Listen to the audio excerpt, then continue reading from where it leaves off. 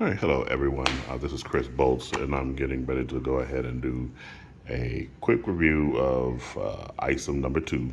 I had posted a quick, really early impressions and a small review of the magazine. I want to go a little more in depth on this particular review. First thing I want to start off is I always like to comment on the quality of the comic book. It's a very nice comic, well drawn, and you see that the cover is nice, sturdy, nearly like cardboard cutout, as opposed to the flimsy paper that you get with traditional comic books and everything like that. The artwork is phenomenal. You see here Eric July is the author. Cliff Richards, I believe, is the artist, and the colorist is Gabe El Taib. The latter two are veterans of the comic book industry. And you see here's a picture of the main bad guy so far that's been introduced is Darren Fontano. You see the paperwork is also of really good quality, so that's always going to be a very big standout right here. Now, in terms of the story, this one is going to be picking up right up where Isom number two left off, I believe, in Isom number one. In Isom number one, Isom had, or Avery had gone to the former holder of his suit to get a brand new suit because he was being dragged back into the world of superheroing due to his confrontation with Darren Fontano. But in this particular magazine right here, at the beginning, we're going to be starting. Let's see here. We start off with his sister here instead. His sister works for a major technology firm, and to their surprise, Darren Fontano meets up with her and basically does a threaten and a shakedown on her. So we get the feeling that Darren Fontano really is someone that isn't to be trifled with or anything like that. But he gets chased off from there after he puts his hands on Avery's sister, and the boss of the place comes in and basically kicks him out. Now, there's a little inconsistency here where the owner of the business, this Lincoln Eusebio, Projections founder, that's the name of the company that she works for, says he lets her in, lets Darren Fontano in, but then a little later, you know, it makes it seem as though that Darren Fontana had snuck in by himself. So that was kind of interesting right there. Next, we go into Avery's past as to why he decided to stop being Isom. And the entire gist of this particular small arc here is that this is a light spoiler if you haven't read the book. I'm not going to give it completely all away, but it's the hero's arc, if you will. Avery had suffered a setback because he wasn't able to save a woman from being killed, and he basically got he couldn't stop the bad guy from carrying out his deed, and that's the new bad guy right there. His name is Chadron. This is the only part where this is going to be introduced because this is a flashback, if you will. Now, as far as the hero's arc where he suffers a setback and everything like that, I guess it does fulfill that requirement. But for me, it just felt like it was kind of not satisfying. I mean, not all heroes. I get there is kind of an understanding with some heroes that they can't save everybody. That's almost a given, if you will. But the way I would have shown how, at least from my perspective, how Avery had hung up the superhero suit and given up the name of Isom for that period of time, was I would have shown him getting his butt handed to him. I mean, several pages in, I just show him completely getting his butt handed to him. Now there are some pains here where it shows that he's not been very effective. Like right there, you see where he hits this children in the back of the head, and he just breaks his hand, and he gets smacked away. Me, on the other hand, I would have had several different pages just showing Isom getting his ass whooped by this children. And then at the end, he still is not able to still save the girl or anything like that. And the professor that he goes to visit basically tells him, "Hey, you can't let this be that kind of setback for you or anything. If you're gonna put that suit back on, you can't be chased off." And Avery says, "Yeah, I know this. This is something I'm going to be in for the long haul because he has to deal with that Darren and whatnot." And so now we're getting ready to introduce another arc here about these Hellion, that's what they call them later, and we'll get to that later on in this review. These Hellion type things right here. So now we're introducing a supernatural type element. And I guess when I first started reading Isom, the first Isom #1, I felt that this was going to be a little more grounded in the reality and not delve too much into the supernatural. So having a supernatural element be introduced kind of was like a surprise to me. Not saying that I don't want more of it or anything like that.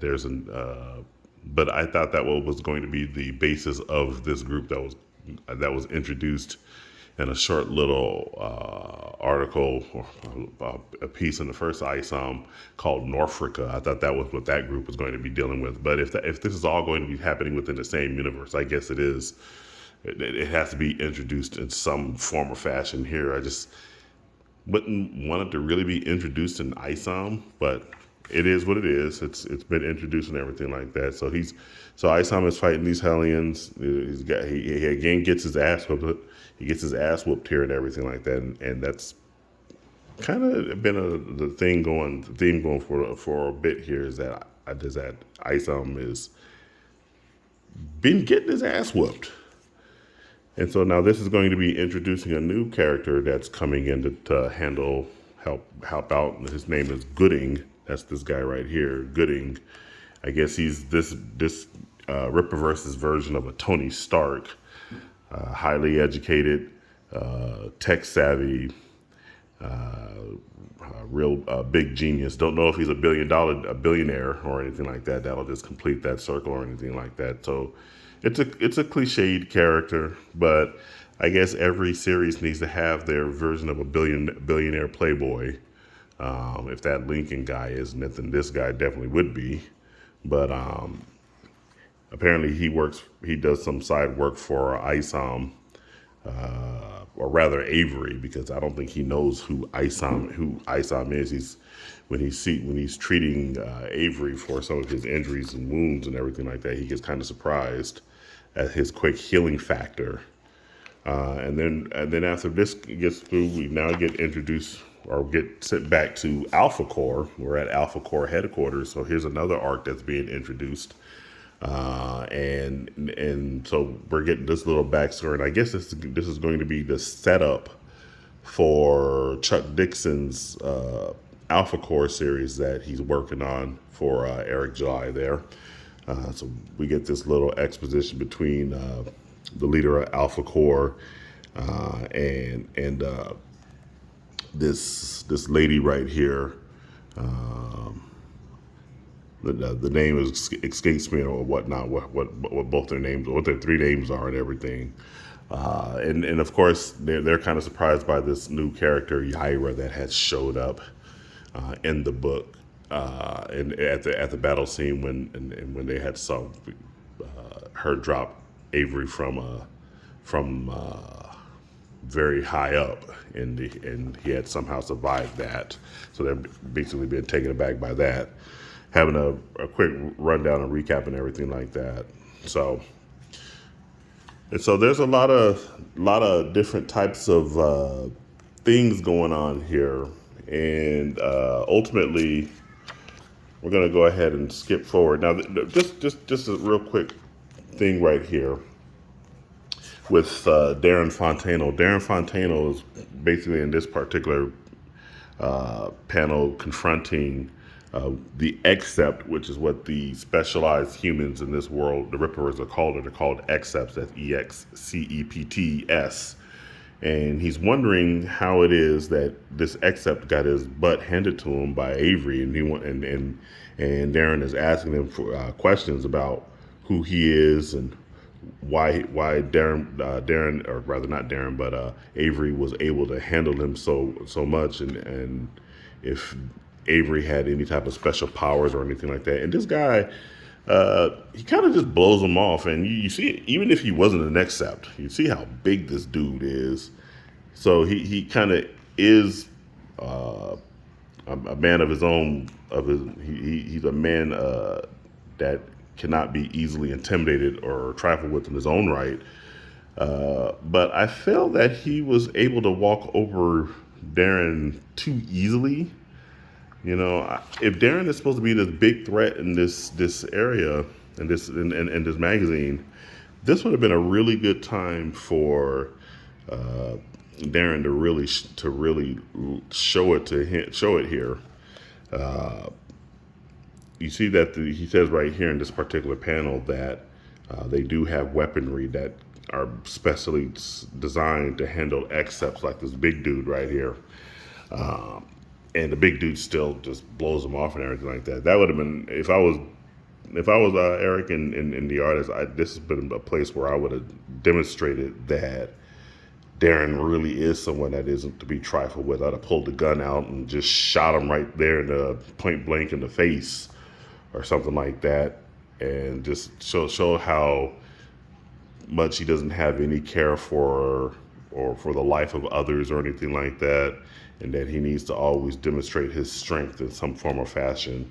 So maybe that might happen in the next book or anything like that, but so far it hasn't happened here or anything. So that was kind of a letdown, but not that much. It didn't curtail from the story too much or anything like that. And then we have another arc right here. I guess this is kind of justifying. It's like a wrestling type event that's taking place right here, that the founder of Projexis, Lincoln, is involved in. This is a guy that looks quite like Stone Cold Steve Austin, getting ready to get in the ring and everything. And you see right there, doesn't he look like Stone Cold Steve Austin? But yeah, looks like he's getting ready to give some trouble to this wrestling league and everything like that, which is called the.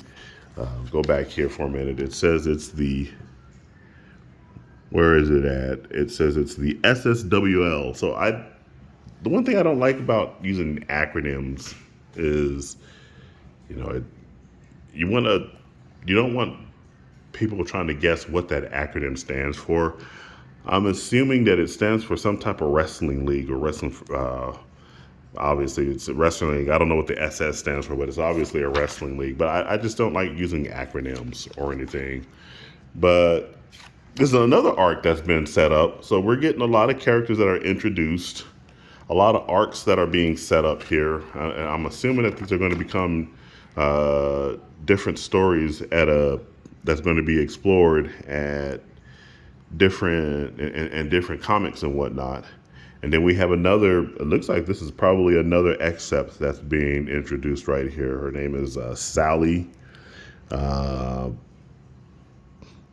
don't know if she's an Except or anything like that, but she seems to be special.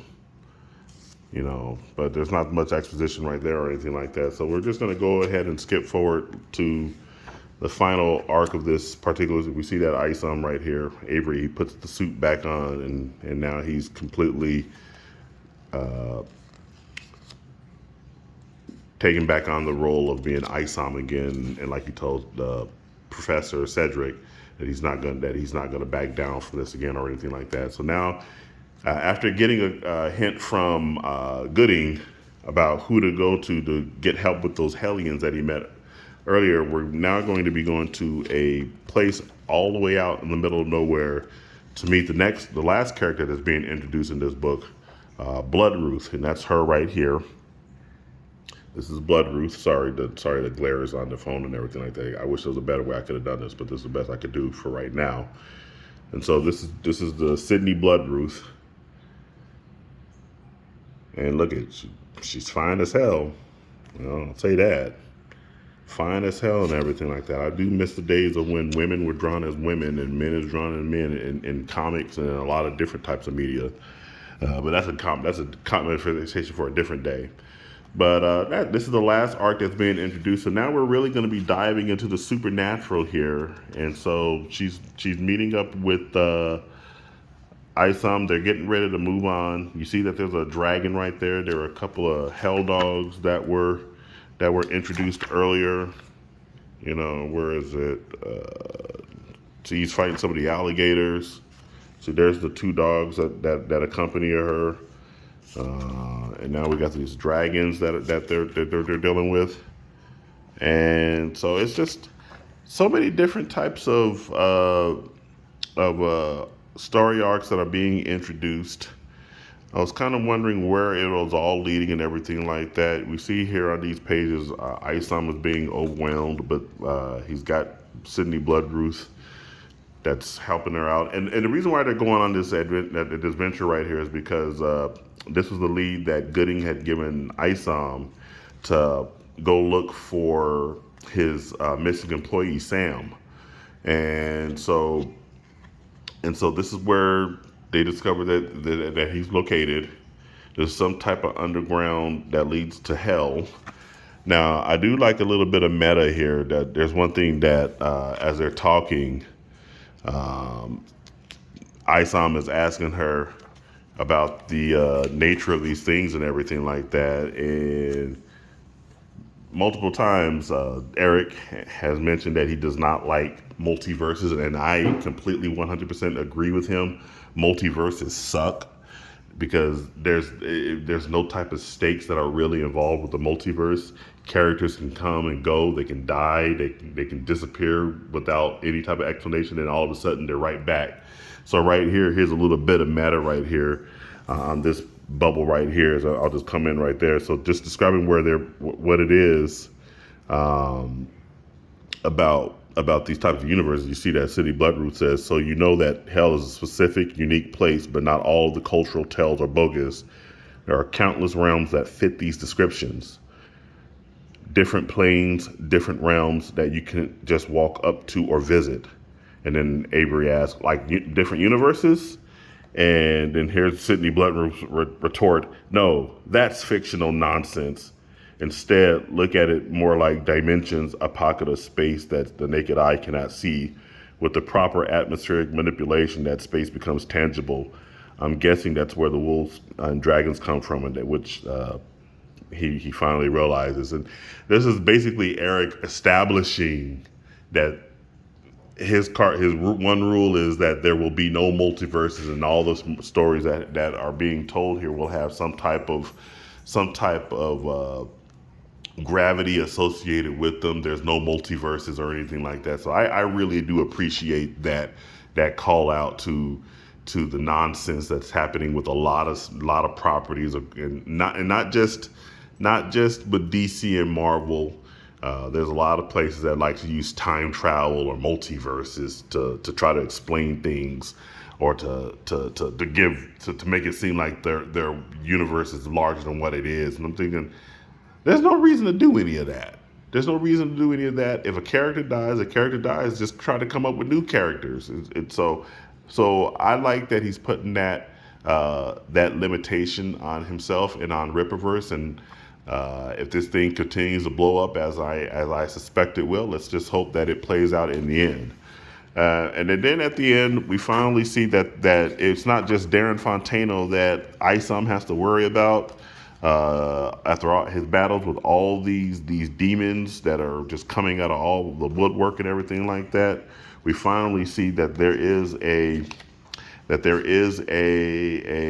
another big presence that really wanted to bring harm to Avery. That's why those two Hellions were sent back. And you see right here, this right here, you see that she found his missing employee, Sam. And if you look here, he's got this strange uh, demonic marking on him. So I don't know what that's about or anything like that. So that's another introduction that's been put in here. And so here we go right here. This is the last, where is it? So right here, this is the last big bad that's been introduced, and he looks really cool. I do like that and all.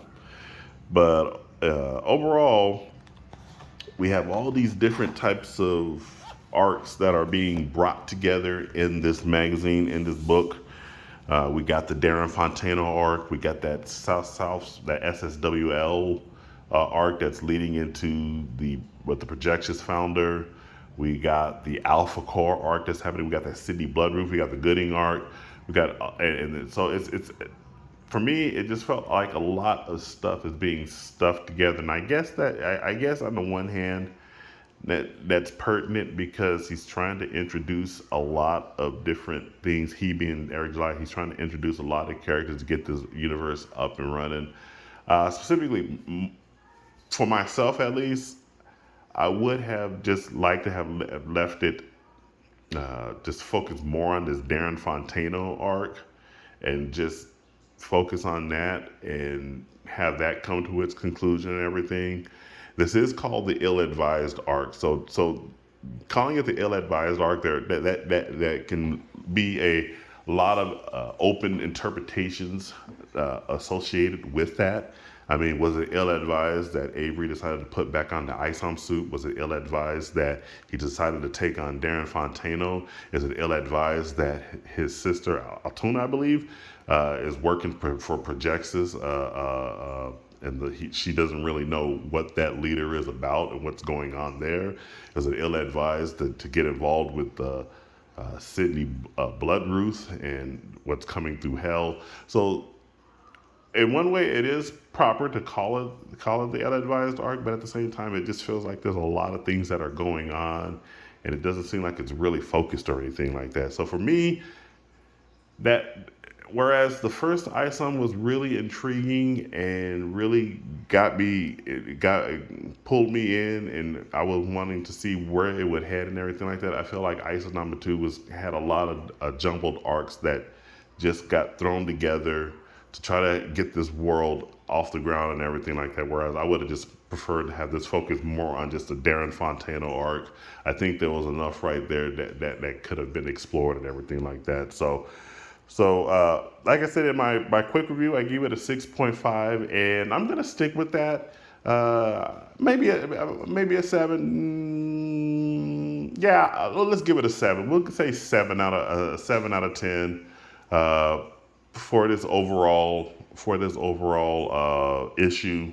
I definitely am going to come in. The next issue of Isom is going to be the last one of the ill-advised arcs, so it'll be interesting to see what's there. I know Alpha Core is coming soon and Yaira's coming soon. I'm going to be there for those magazines as ever. Definitely going to be there for Norfolka when that one gets released. But so far, this one, I felt it was, for me at least, it was a little weaker than the first Isom issue, but I'm still very excited to see what the next issue will bring. Thank you very much for hearing my thoughts. And if you have any questions or comments, be sure to post those below. I'll be happy to hear from you. And you guys have yourself a nice day. Thank you very much. Have a good one.